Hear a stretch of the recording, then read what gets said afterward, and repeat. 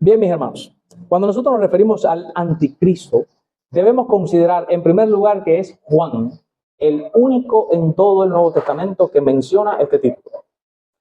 Pablo habla del hombre de pecado, pero no se sabe quién es ese hombre de pecado. Daniel habla de un cuerno pequeño que hablaba grandes cosas contra Dios, pero ese cuerno pequeño. Ahora, el término anticristo es Juan, el único que lo dice. Él es el único que lo menciona. Por tanto, para nosotros entender qué cosa es el anticristo, hay que analizar, hay que hacer teología bíblica y mirar cómo se desarrolla esa cuestión del anticristo en la mentalidad de Juan. Hay que hacer ahí contexto del autor. Cómo el autor, que es el único que lo menciona, cómo él presenta a este anticristo y qué es lo que él presenta por anticristo. Y eso es lo que vamos a hacer en esta mañana. Por consiguiente, debemos analizar el contexto del autor, o sea, el contexto de Juan, las cartas de Juan, lo que él escribió, y aplicarlos con los preceptos de teología bíblica para analizar cómo en la mentalidad de Juan se percibe el anticristo, teniendo en cuenta que él es el único que lo menciona. Pablo habla de un hombre de pecado, Daniel de un cuerno pequeño que parece referirse a un emperador del Imperio Romano. Juan habla en Apocalipsis de una bestia que entendemos que es el Imperio Romano y habla de un falso profeta que exige adoración para la bestia, pero no se sabe ese falso profeta. Algunos dicen que es el sistema romano que exigía adoración al César. Por tanto, tenemos que tener en cuenta algo medular, y aquí ya vamos a empezar a caer en el meollo. Algo medular que los dispensacionales ignoran por completo. Si usted le pregunta a un dispensacional, ¿cuándo viene el anticristo? Te dice en el futuro, allá, cuando llega al final de la era. Sin embargo, miren Apocalipsis. Vamos a ir a Apocalipsis, capítulo 22, versículo 10. Apocalipsis, capítulo 22, versículo 10. Y busquen también Daniel, capítulo 12, versículo 4. Vamos a Apocalipsis, capítulo 22, versículo 10. Miren lo que dice. Dice, y me dijo ¿quién? Cristo hablándole a Juan, le dijo, no selles las palabras de esta profecía de este libro, porque el tiempo está cerca. Vamos a ir al hebraísmo y vamos a explicar qué cosa es sellar el libro. ¿Por qué Cristo le dice a Juan, no selles las palabras de este libro? Vamos a contrastarlo con Daniel. Vamos a ir a Daniel, capítulo 12, versículo 4, y miren lo que se le dice a Daniel. Daniel, capítulo 12, versículo 4, dice, pero tú, Daniel, cierra las palabras y sella el libro hasta el tiempo del fin. Muchos correrán de aquí para allá y la ciencia se aumentará. Si ustedes miran, es el mismo tópico. En Daniel se le está diciendo que selle el libro. Y en Apocalipsis se le está diciendo a Juan, no selles el libro. Ahora, si le hacemos una pregunta inductiva al texto en Daniel y le preguntamos, ¿por qué Daniel tiene que sellar el libro? ¿Qué responde la Biblia? Porque es para el tiempo del fin. O sea, ¿qué cosa es sellar el libro en el hebraísmo? Cuando Daniel está escribiendo toda la profecía de la reconstrucción de Jerusalén, la reconstrucción de los muros, cuando le quitan la vida al Mesías que él está hablando, y todas estas cuestiones que Cristo haría cesar el sacrificio, él le dice, sella el libro. ¿Qué significa? Esto no es para ahora, Daniel, no es para ti, tú no vas a ver esto. Por tanto, séllalo porque esto es para el futuro. Y cuando se le da esta visión a Daniel, se le dice claramente, esto no es para tu generación, Daniel, esto es para el futuro, sella el libro. Que no lo abran, que no lo lean, porque tu generación no va a ver esto.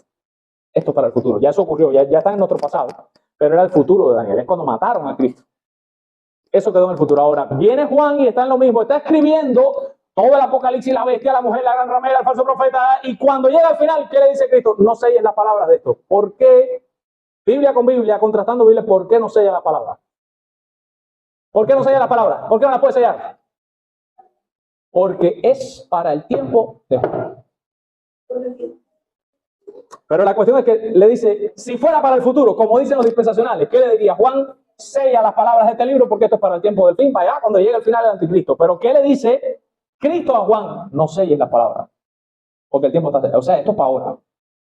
Entonces, los dispensacionales ignoran ese pasaje y ponen Apocalipsis todo para allá, para el futuro. No, todo esto va a pasar cuando sea allá al final, en la gran tribulación.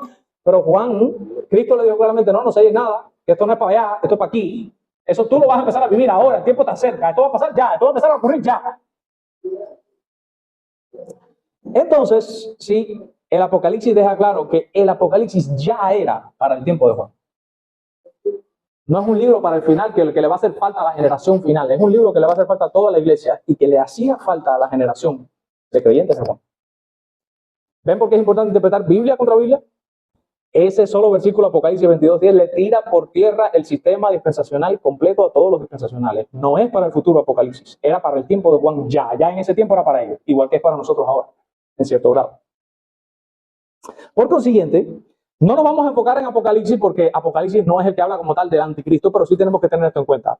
Eso ya era para el tiempo de ellos. Nos vamos a enfocar en Juan, que es el que habla de esto, ya que él es el que menciona el término del anticristo. Pero les puse intencionalmente esto de Apocalipsis antes de empezar, porque cuando yo empezaba, no, pero eso es para el tiempo final, porque Apocalipsis dice que la bestia no sé qué cosa. No, Apocalipsis dice que, vamos a suponer que esa bestia, la que habla Apocalipsis, sea el mismo que el anticristo.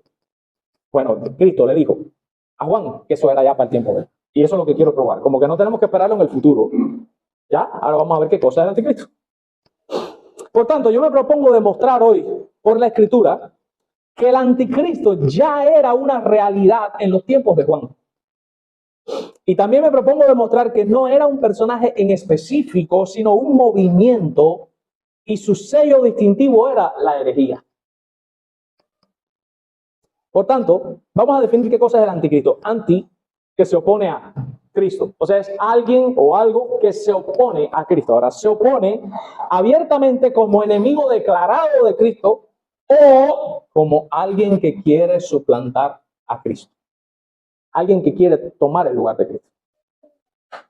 Es en ese sentido que es el anticristo. Puede ser alguien como que se declara yo soy tu enemigo y se declara abiertamente contra Cristo, o alguien que no lo dice así literalmente, yo no estoy en contra de Cristo, pero él quiere sacar a Cristo del trono y sentarse él en el trono.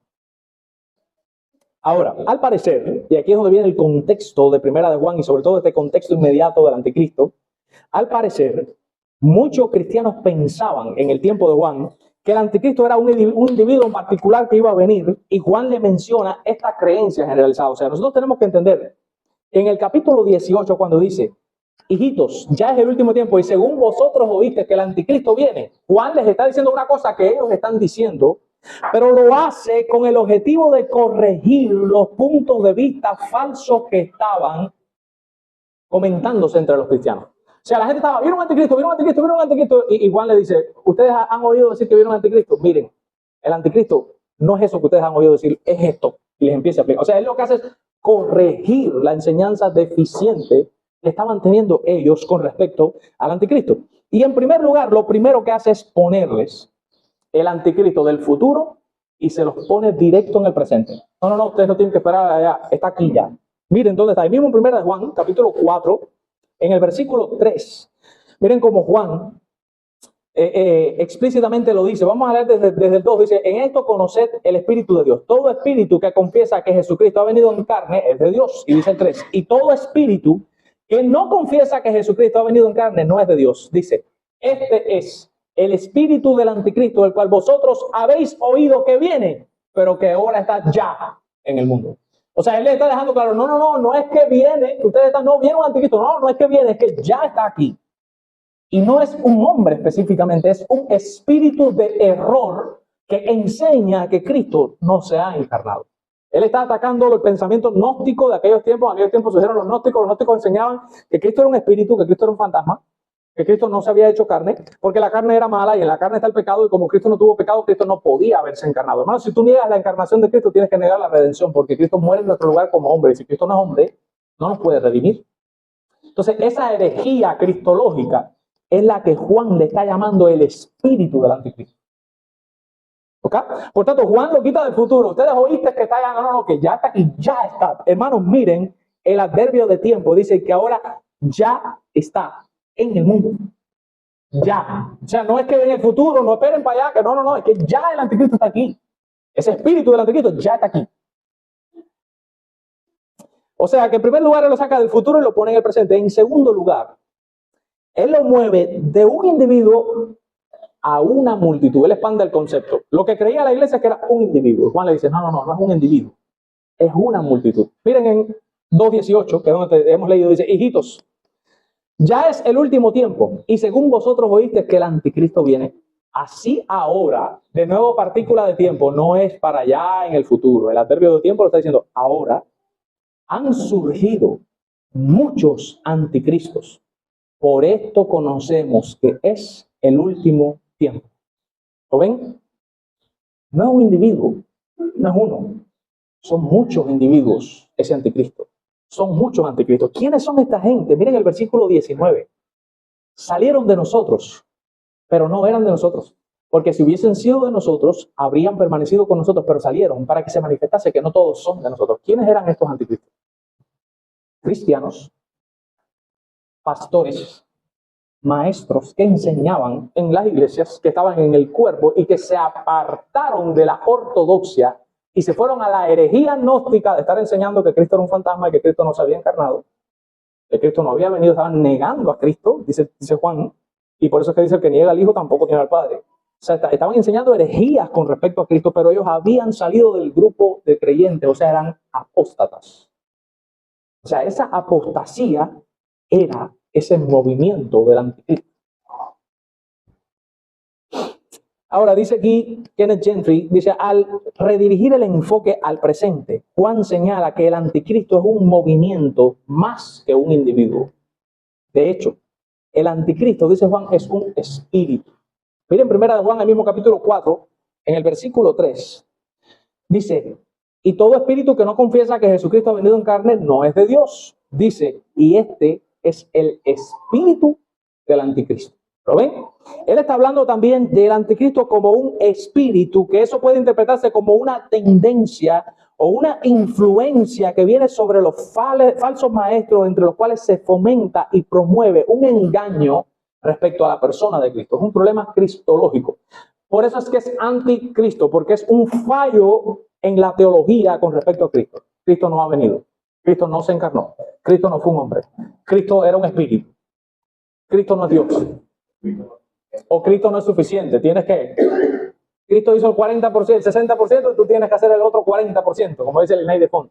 Ese es el espíritu de anticristo. Gente que salieron de nosotros, que seguro que el Inay de Font conoció a Cristo en alguna iglesia. Bueno, él no conoció a Cristo, pero bueno. Nominalmente, en una iglesia que en teoría era normal, ortodoxa, pero ahora se desvió. ¿Lo ven? Eso es un ejemplo claro de lo que es el espíritu del anticristo, ese espíritu de error que operan los hijos de desobediencia. Y es un engaño que se promueve en cuanto a Cristo. Miren primera de Juan, capítulo 2, ahí mismo vamos a leer versículo 22 y versículo 26. Dice el 22. ¿Quién es el mentiroso sino el que niega que Jesús es el Cristo? O sea, estos falsos maestros también estaban diciendo que Cristo no era el Mesías. ¿Quién es el mentiroso sino el que niega que Jesús es el Christos? Christos en griego, esa es la traducción de Mashiach al hebreo. Y Mashiach, el Mesías. Entonces él está diciendo, ¿quién es el anticristo sino el que dice, el mentiroso que dice que Jesús no es el Mesías? O sea, estos falsos maestros que en algún tiempo profesaron ser cristianos, se apartaron y están enseñando que Cristo, incluso que Jesús, no era el Mesías. Al parecer había incluso vuelto atrás al judaísmo. Y dice en el versículo 26, os he escrito esto sobre los que os engañan. ¿Quiénes son los que estaban engañando a la iglesia? Los falsos maestros. Se dan cuenta que el anticristo es un movimiento, es un espíritu, una tendencia, una influencia herética con respecto a la cristología, en la cual se está negando la deidad de Cristo, se está negando el que Cristo era el Mesías, se está negando de que Cristo es hijo de Dios y que Cristo es uno con el Padre, se está negando la suficiencia de lo que Cristo hizo, y no es un individuo en particular, son muchos falsos maestros, es un movimiento, es una herejía que se está fomentando en el tiempo de Juan, ya eso estaba.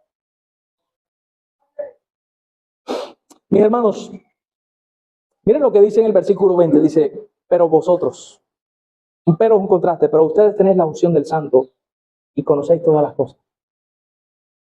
La idea es la siguiente, él dice en el 18, ya es el último tiempo y como ustedes han oído el anticristo viene, no es que viene, es que ya está en nosotros. Él se lo aclara y le dice, y está en esos que salieron de nosotros, pero que realmente nunca fueron de nosotros, porque si hubiesen sido de nosotros, se hubiesen quedado aquí con nosotros, hubiesen enseñado lo que se llama nosotros, pero salieron para que se manifestara que no todos pertenecen a nosotros. Pero ustedes no se preocupen, ustedes tienen la unción del Santo y conocen todas las cosas. Si ustedes le preguntan, vamos a hacer dos preguntas, ¿qué cosa es la unción del Santo?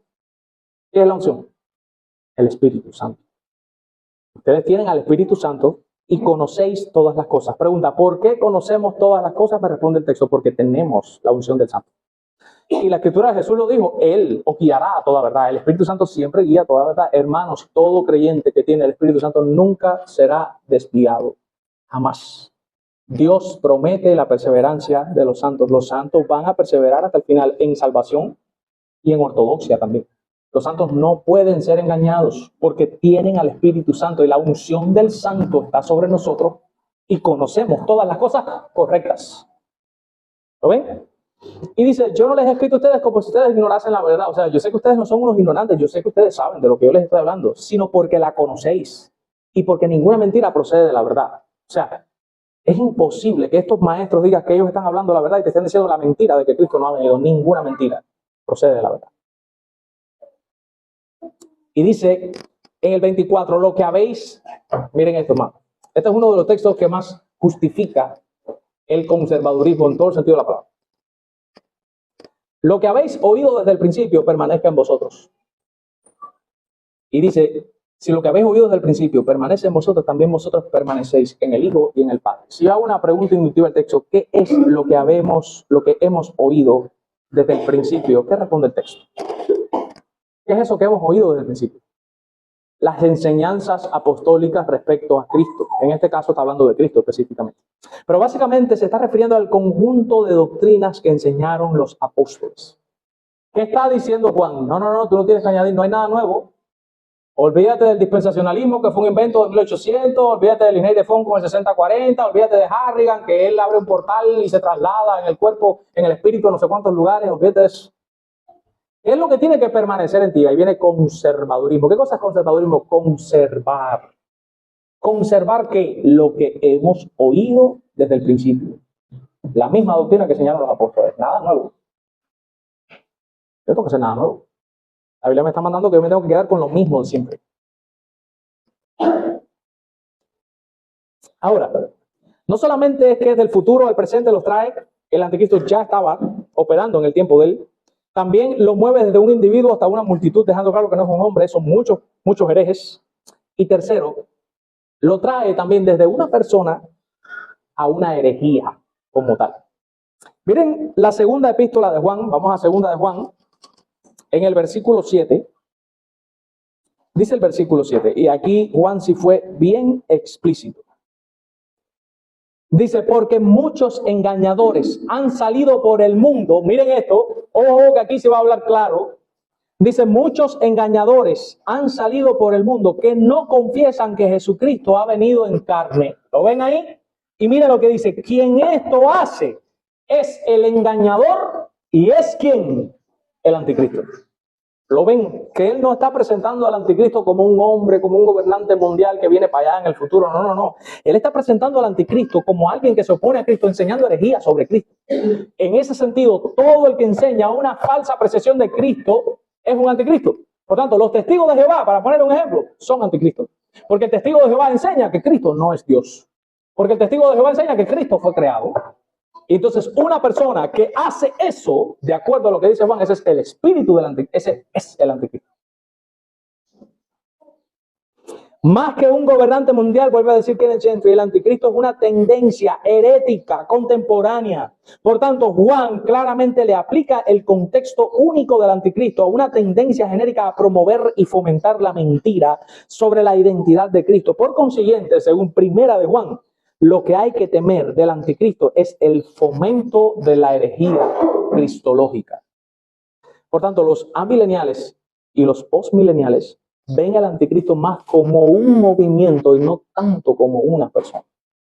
Mientras que los pretribulacionales históricos y los pretribulacionales dispensacionales ven al anticristo como una persona, un gobernante mundial. Pero como Juan es el que habla del anticristo, ¿cómo lo presenta Juan? Juan lo presenta como un movimiento, como una herejía, como un grupo de individuos que están negando a Cristo. Y lo presenta como algo que ya estaba pasando en su tiempo, que ya estaba en el mundo y no algo que vendrá. Entonces, ¿debemos esperar un gobernante mundial que va a hacer daño, mis hermanos? Lo más probable es que no tengamos que esperar. Lo más probable es que no venga. Sin embargo, para no ser absoluto, vamos a decir que es un movimiento, creemos que son muchos falsos maestros, creemos que es una herejía, no creemos ni esperamos a uno en específico, pero por sí o por no, vamos a dejarlo en suspenso, puede ser que venga. Mis hermanos, este anticristo, como bien lo dice, es un hombre, se opone a Cristo, niega la deidad de Cristo, niega la encarnación de Cristo. Sin embargo, es mi deber decirte que Cristo es Dios, que sí se encarnó, sí vino y vivió entre nosotros y habitó entre nosotros, dice Juan, y vimos su gloria, la gloria como la del unigénito del Padre. Ese Dios hombre que es Cristo tomó nuestro lugar y fue a la cruz del Calvario y pagó por nuestras culpas para que todo aquel que en él cree no se pierda, sino que tenga vida eterna. Así como los anticristos engañan con respecto a Cristo, es mi deber decirte que Cristo ha muerto en la cruz del Calvario, ha hecho un sacrificio propiciatorio y expiatorio que es suficiente para cubrir tu maldad y tu pecado. Y Él demanda a todos los hombres que crean y que se arrepientan. Por tanto, si tú estás aquí en esta mañana y no conoces a este Cristo que el diablo quiere torcer o que quiere por medio de sus ministros enseñarle a otros un Cristo distinto al Cristo de las Escrituras, si tú no conoces a ese Cristo, déjame decirte que dice la Escritura que Él está cercano a todos nosotros, porque dice la Escritura que en Él nos movemos y somos. Él está cerca de nosotros. Por tanto, cree en Cristo y arrepiéntete de todos tus pecados para que Dios te conceda la vida eterna, para que Dios te dé la gracia por medio de su Hijo y para que no te pierdas en la condenación del infierno. Vamos a orar y de esta manera despedir el culto de hoy.